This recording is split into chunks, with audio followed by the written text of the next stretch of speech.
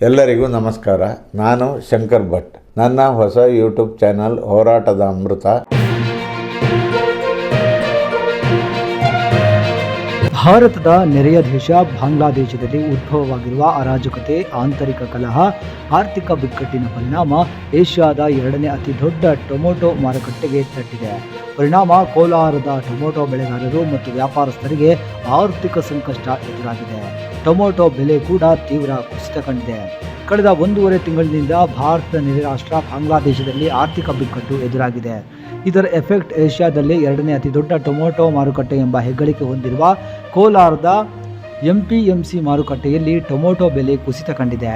ಪ್ರತಿನಿತ್ಯ ಕೋಲಾರದ ಎಪಿಎಂಸಿ ಮಾರುಕಟ್ಟೆಯಿಂದ ಬಾಂಗ್ಲಾದೇಶಕ್ಕೆ 800ರಿಂದ 1000 ಟನ್ ಟೊಮೊಟೊ ರಫ್ತು ಮಾಡಲಾಗುತ್ತಿತ್ತು. ಆದರೆ ಕಳೆದ 1.5 ತಿಂಗಳಿನಿಂದ ಕೇವಲ 50ರಿಂದ 60 ಟನ್ ಟೊಮೊಟೊ ರಫ್ತಾಗುತ್ತಿದೆ. ಬೇಡಿಕೆ ಇಲ್ಲದೆ ಮಾರುಕಟ್ಟೆಯಲ್ಲಿ ಬೆಲೆ ಕುಸಿತ ಕಂಡಿದೆ.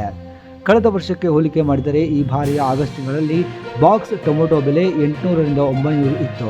ಇವತ್ತು ಮಾರುಕಟ್ಟೆಯಲ್ಲಿ ಬೆಲೆ ಕೇವಲ 300ರಿಂದ 400 ರೂಪಾಯಿಗೆ ಇಳಿದಿದೆ. ಒಂದು ವೇಳೆ ವ್ಯಾಪಾರಸ್ಥರಿಗೆ ಸಂಪರ್ಕ ಕಡಿತವಾದರೆ ಬಾಕಿ ಬರಬೇಕಾಗಿರುವ ಕೋಟ್ಯಾಂತರ ರೂಪಾಯಿ ಹಣ ಬಾರದಂತಾಗುತ್ತದೆ.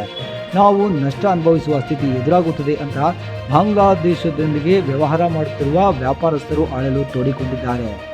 ಬಾಂಗ್ಲಾದೊಂದಿಗೆ ಟೊಮೊಟೊ ವಹಿವಾಟು ನಡೆಸುತ್ತಿದ್ದ ವ್ಯಾಪಾರಸ್ಥರು ತೀವ್ರ ಆರ್ಥಿಕ ಸಂಕಷ್ಟಕ್ಕೆ ಸಿಲುಕಿದ್ದಾರೆ. ಹಲವಾರು ತಿಂಗಳಿನಿಂದ ವ್ಯಾಪಾರ ವಹಿವಾಟು ನಡೆಸಿರುವ ಸುಮಾರು 50ರಿಂದ 60 ಕೋಟಿ ರೂಪಾಯಿ ಬಾಕಿ ಬರಬೇಕಿದೆ. ಸದ್ಯದ ಬಾಂಗ್ಲಾದೇಶದ ಪರಿಸ್ಥಿತಿಯಲ್ಲಿ ಪ್ರತಿನಿತ್ಯ 2 ಲಕ್ಷಕ್ಕಿಂತ ಹೆಚ್ಚಿನ ಹಣದ ವಹಿವಾಟು ಮಾಡುವಂತಿಲ್ಲ. ಆದರೂ ಕೂಡ ಅವರೊಂದಿಗೆ ವಹಿವಾಟು ಸಂಪರ್ಕ ಕಡಿದುಕೊಳ್ಳಬಾರದು ಎನ್ನುವ ಕಾರಣಕ್ಕಾಗಿ ಈಗಲೂ ನಿತ್ಯ 1-2 ಲಾರಿ ಬಾಂಗ್ಲಾದೇಶಕ್ಕೆ ಟೊಮೊಟೊ ರಫ್ತು ಮಾಡಲಾಗುತ್ತಿದೆ. ಅಂದಾಜಿನ ಪ್ರಕಾರ 200ರಿಂದ 300 ಕೋಟಿ ಟೊಮೊಟೊ ಹಣ ಬಾಕಿ ಬರಬೇಕಾಗಿದೆ ಎಂದರು. ಶೇರ್ ಮಾಡಿ, ಸಬ್ಸ್ಕ್ರೈಬರ್ ಆಗಿ, ಬೆಲ್ ಐಕನ್ ಅನ್ನು ಒತ್ತಲು ಮರೆಯದಿರಿ.